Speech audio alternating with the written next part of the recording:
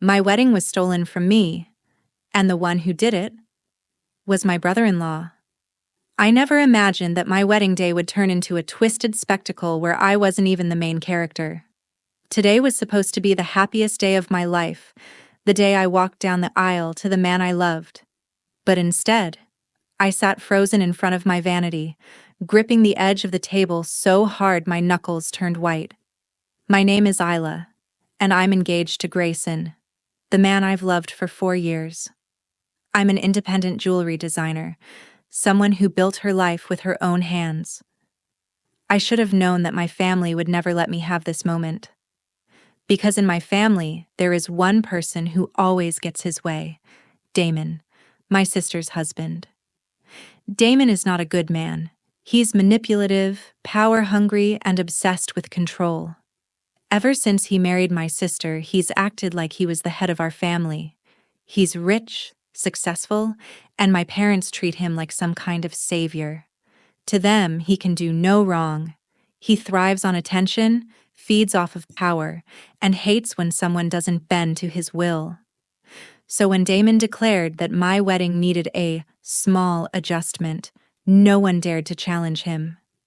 Last night he called me, his voice thick with arrogance. "Isla, your sister and your parents have already agreed. I'll be officiating your wedding. No one else is more qualified to introduce your marriage to the world than me." I felt my stomach twist. "You can't be serious." "Oh, but I am. And don't worry, I have a very special speech planned just for you." His tone sent a chill down my spine. This wasn't about tradition. This wasn't about family. He wanted to turn my wedding into his own personal stage. I stormed over to my parents, expecting them to shut this insanity down. But when I confronted them, they looked at me as if I was the one causing a problem. "Sweetheart, Damon just wants what's best for the ceremony. He has experience with public speaking, and you should feel honored that he's willing to help." Honored? Damon never did anything unless it benefited him. I turned to my sister, hoping for some kind of support, but she just gave me a casual shrug, as if this was no big deal. "I don't see the issue, Isla. Damon knows how to make an event feel special. You're being too sensitive." I felt a lump rise in my throat. They were really letting my brother-in-law take over my wedding. I fought back. I argued. I yelled. But it didn't matter. Damon just stood there, arms crossed, a smug smirk plastered on his face. "I know you don't give up easily, Isla, but unfortunately for you, you don't have a choice." I hated the confidence in his voice. I wanted to scream at him that this was my day, not his. But then, Grayson stepped in, his presence grounding me as he gently touched my hand. His gaze was calm, but underneath it, I saw something sharper. "We'll let him think he's won," Grayson said. My breath caught. "What do you mean?" Grayson leaned in, his voice low, steady, and filled with a quiet intensity. "We're not letting him steal this from you, but first we have to make him believe that he's in control." I stared at him, and for the first time in 24 hours, hope sparked inside me. Grayson's fingers curled around mine, his lips quirking into a slow, knowing smile. "Trust me, Isla. He won't see it coming." I sat across from my parents and sister in the dimly lit dining room of my childhood home, the air thick with tension. Damon, of course, sat at the head of the table like he belonged there. His fingers drummed lightly on the polished wood, a smug smirk tugging at the corners of his lips. I wasn't just being forced to accept this humiliation. I was expected to be grateful for it. My mother folded her hands primly in her lap, her expression carefully neutral, but I knew that look. It was the one she always wore when she was about to gaslight me into submission. "Sweetheart, I hope you've taken some time to think about Damon's generous offer." Offer? Like I had a choice? I clenched my hands beneath the table, nails digging into my palm, but I forced a polite smile.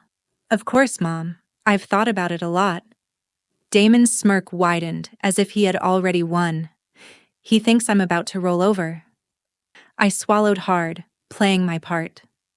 I still don't love the idea, I admitted, keeping my voice small, hesitant. But if it keeps the peace in the family, I'm willing to compromise. My mother beamed. My father grunted in approval. And Damon? He looked like a king surveying his conquered kingdom. They actually thought I had surrendered. My sister Callie practically glowed with pride, her fingers tapping excitedly against her wine glass. Oh, Isla, I knew you'd see reason. Damon is the perfect choice to officiate. And his speech?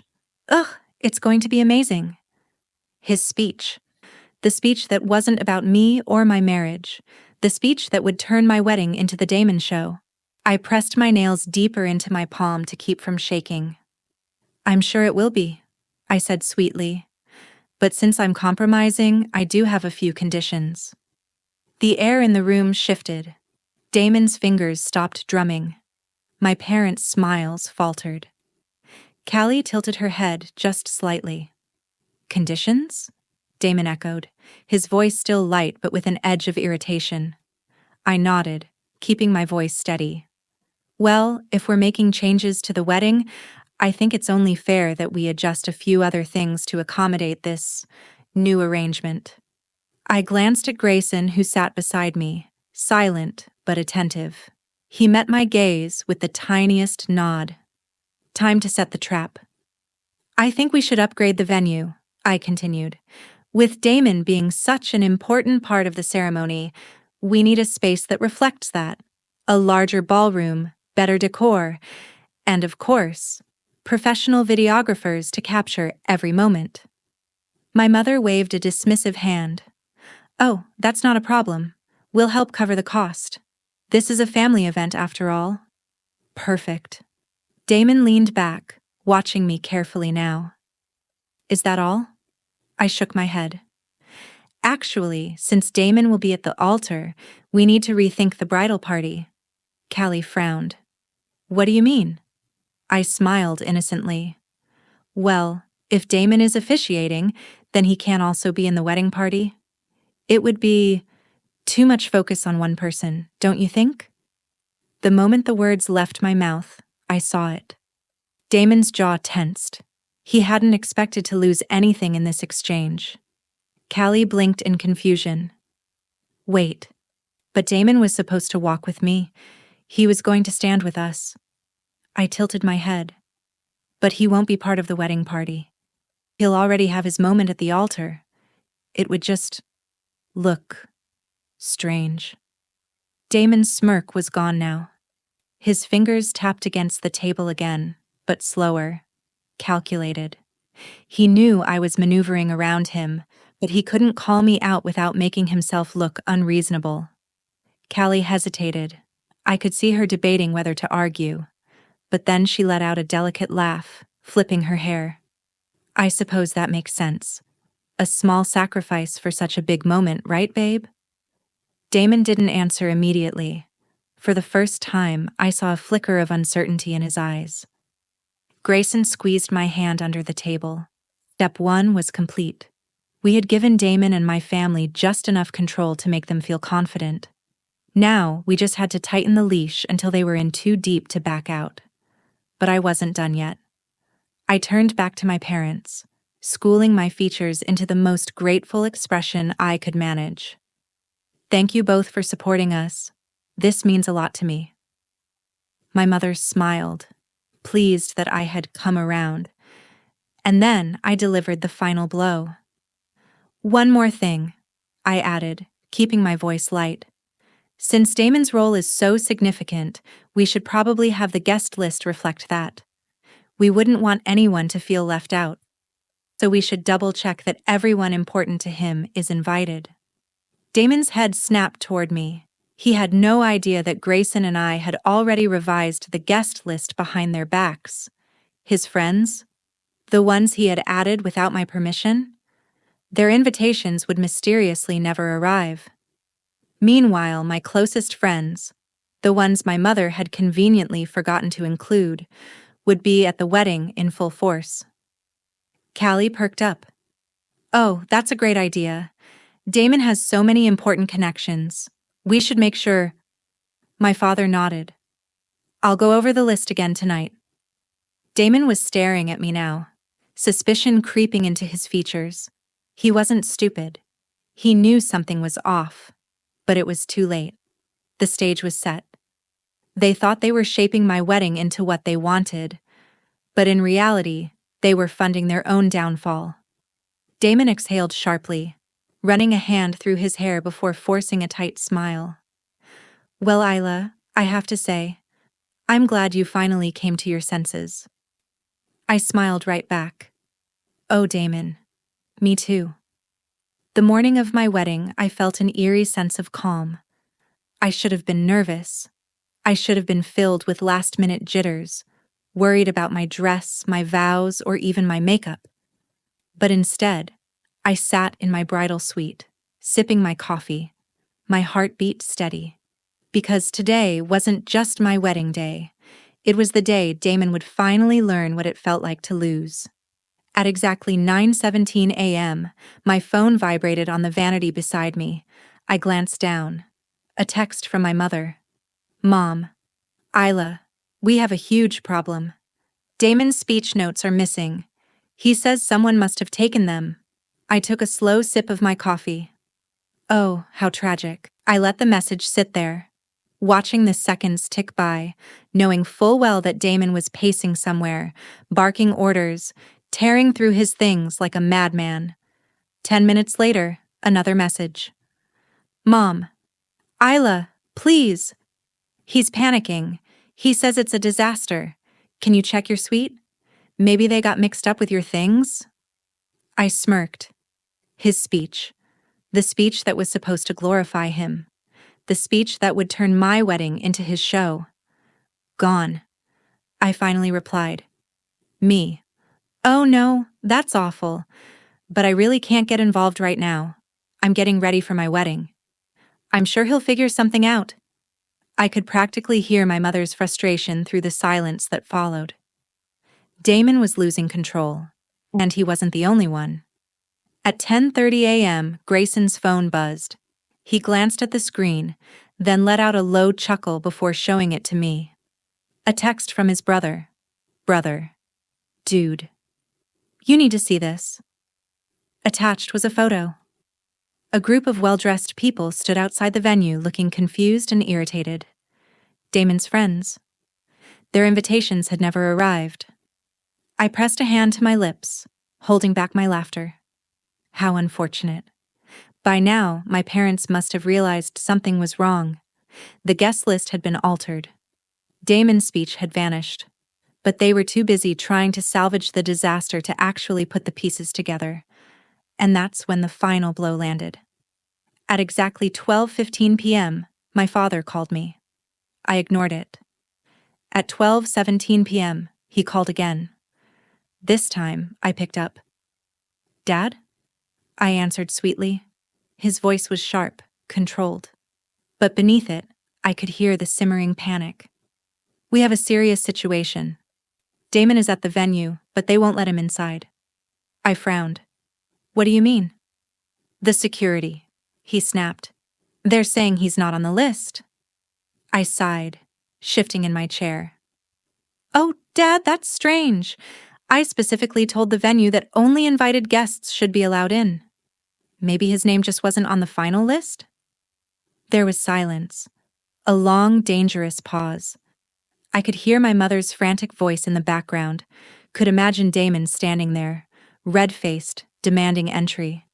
When my father finally spoke again, his voice was lower, accusing. You did this? I smiled. Did what? You set him up. I tilted my head, faking confusion. Dad, I don't know what you're talking about. I've been so busy with wedding planning, I didn't even handle the guest list. Mom did. Another pause. I could hear my mother spluttering in the background, trying to process what I had just said. My father exhaled sharply. Fix this. Now. I let out a small laugh. Dad, I'm the bride. I don't think I should be dealing with this right before I walk down the aisle, do you? And then, before he could say another word, I ended the call. Grayson, who had been listening the entire time, was grinning. He's outside? I nodded. Perfect. Because while I stood inside the bridal suite, serene and untouched, Damon was losing his mind at the entrance, screaming at security, demanding to be let in. But security, who had been briefed well in advance, stood firm. Sir, if your name isn't on the list, we can't allow you entry. Venue policy. Damon's voice rose. This is my sister-in-law's wedding. Let me in. One of the guards checked his clipboard. Sorry, sir, you're not on the guest list. I imagined Damon turning to my father, rage simmering beneath his skin. Dad, do something. But for the first time in his life, my father was powerless, because there was no proof, no emails, no written agreements, just his word against mine. Inside, the music began to play. I stood at the entrance of the chapel, my bouquet in hand, radiating peace as my guests turned to look at me. There were whispers. People had heard. People knew. And yet, as I took my first step down the aisle, I felt something I had never felt before. Freedom. I wasn't walking in Damon's shadow anymore. This was my moment. I caught Grayson's gaze at the altar. The pride in his eyes. The silent, we did it. Outside, Damon was probably still yelling. Inside, I was finally free. The reception was already in full swing when the doors slammed open. A hush fell over the room as Damon stormed in, his suit disheveled, his hair wild, his face twisted in pure rage. My mother and father trailed behind him, their expressions tense, but they didn't dare stop him. I set down my champagne glass and turned to face him, feigning surprise. Oh, Damon. I wasn't sure you'd make it. His hands clenched into fists at his sides. You did this to me. A murmur rippled through the guests. All eyes were on us now. Grayson, ever calm, took a sip of his drink. I'm not sure what you're talking about. Damon's jaw tightened. He stepped closer, his voice dropping into something low and threatening. Don't play games with me. My speech was stolen. My friends weren't allowed in. And then you had me blocked from entering my own family's wedding? I tilted my head. Oh, Damon. You're not family. You married into it. A few gasps echoed around the room. Damon sucked in a sharp breath, his face turning red. He turned toward my parents. You're really going to let her treat me like this? My mother opened her mouth, hesitating. But before she could answer, my sister, Callie, stepped forward, her face pale. Damon, she said slowly. Why don't we just leave? His head snapped toward her. What? Callie swallowed hard, her fingers gripping the fabric of her dress. She looked nervous, because she had just realized what was coming next. Grayson stepped beside me, his voice smooth as silk. I don't think Damon should leave just yet. After all, we have a little surprise for him. Damon's eyes darted around, his confidence wavering. I could see it now, the first crack in his armor. I turned to the DJ. Play the video. The lights dimmed. The massive screen behind us flickered to life. And then, Damon's worst nightmare began. The first video clip was of him, laughing into his phone. You think I care about Isla's wedding? Please. I'm turning it into my show. She's a joke. Grayson's a joke. They should be grateful I'm even attending. A ripple of shock spread through the room. People started whispering. Damon went rigid. Then came the next clip. Damon on a call with one of his so-called business partners. Once Callie's money is legally tied to mine, I won't have to deal with this family anymore. I'm done playing nice with her parents. A collective gasp filled the hall. Callie let out a small, broken noise. My mother grabbed my father's arm, her face draining of color. But it wasn't over. Because the next video? It was Damon, standing in a hotel lobby, leaning in way too close to a woman who was definitely not my sister. His voice was clear as day. "Don't worry, babe, Callie's clueless. I'll tell her I'm on a work trip. I'll be back before she even notices." The entire room fell silent. Damon's face was frozen in horror. Callie had gone completely still. Then, without a word, she turned and walked away. Damon finally snapped. "Callie, wait!" She didn't. She didn't even look back. Instead, she ripped off her wedding ring and threw it at him, the small band clinking as it hit the floor.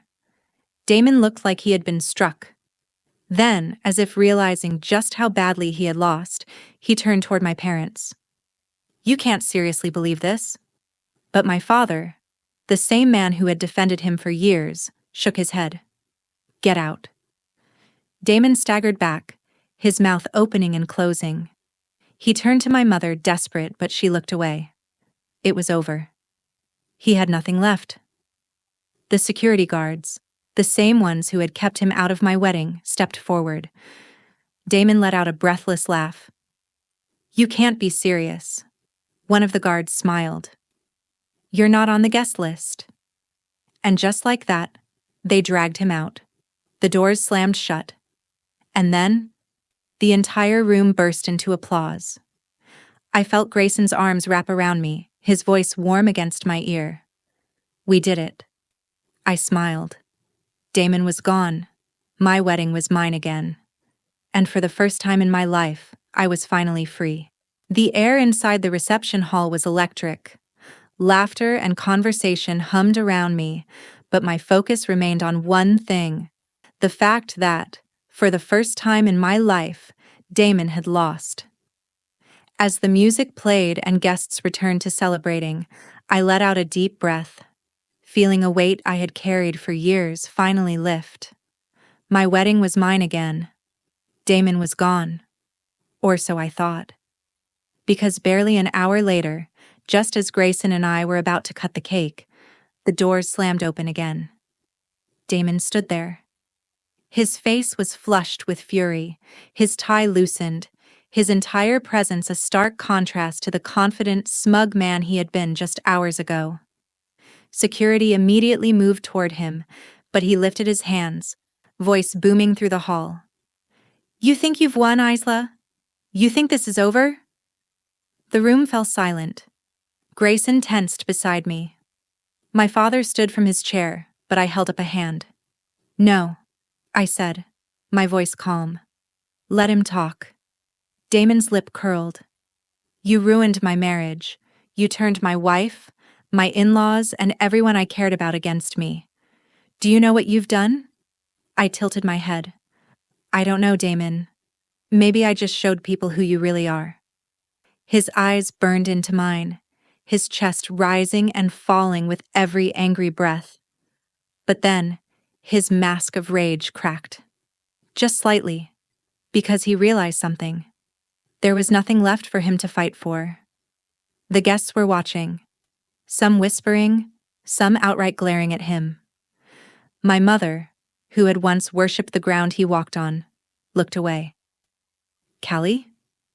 She wasn't even in the room. Damon turned to my father one last time. "You can't let this happen." My father's expression was unreadable. Then, finally, he let out a slow breath and said, "You did this to yourself." Damon's face twisted. He let out a bitter, humorless laugh. "Fine." He spread his arms, stepping back toward the door. "You want me gone? You'll never see me again." Then he turned and left. For good. I was sipping my morning coffee when my phone buzzed. A message from Callie. For a moment, I debated ignoring it, but curiosity won. "Callie, thought you'd like to know. Damon's completely screwed." I raised an eyebrow and typed back. "Me. Go on. Callie. He got fired. The company he worked for saw the wedding video making rounds online. They didn't want the PR nightmare." I leaned back in my chair, a slow, satisfied smile forming. It seemed like Damon's reputation had taken a hit even beyond our family. Callie. Also, His accounts are frozen. The prenup we signed means he gets nothing. He's staying in a cheap motel outside town. Me. Poetic justice. Callie. He tried to call me last night begging for another chance. I blocked him. I set my phone down, a wave of relief washing over me. It was truly over. Damon had spent years controlling people, manipulating them, making them feel small. But in the end, he was the one left with nothing. And me? I was still here, still standing. And for the first time in my life, I wasn't just surviving. I was winning. The sun was warm against my skin as Grayson and I walked along the beach, the waves crashing softly in the distance. Our honeymoon had been perfect, peaceful, a new beginning. As we sat down on the sand, I let out a slow breath. "Do you ever wonder if he's still watching?" I asked. Grayson chuckled. "Damon?" He shook his head. "If he is, he's probably regretting every decision he's ever made." I smirked. Good.